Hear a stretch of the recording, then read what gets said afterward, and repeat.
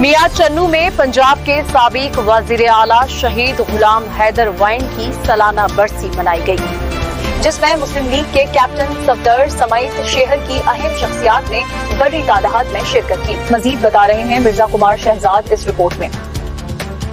पंजाब के साबिक वज़ीर आला शहीद गुलाम हैदर वाइन की खिदमत को याद रखने के लिए 29वीं बरसी की तकरीब का इनेकाद किया गया।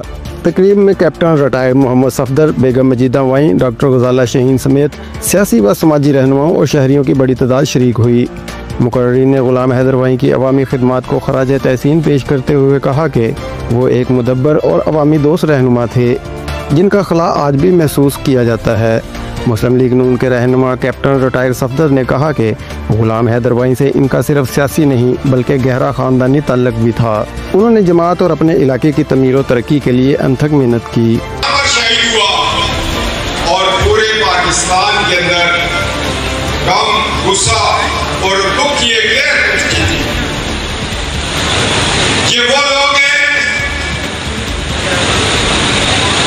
जो अपनी जिंदगियां वक्फ कर देते अपने नेक मकसद के लिए।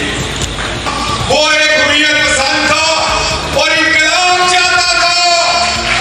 वो गुर्बत के खिलाफ, वो जागीरदारों के खिलाफ। कैप्टन सफदर ने मजीद कहा कि एक जमात अपने लीडर की गिरफ्तारी पर हंगामा आराई करती है, जबकि हमारे रहनुमा गुलाम हैदर वाइन को 29 साल कबल गोलियां मारकर शहीद किया गया, लेकिन हमने एहतजाज की बजाय इनके असूलों को अपनाया।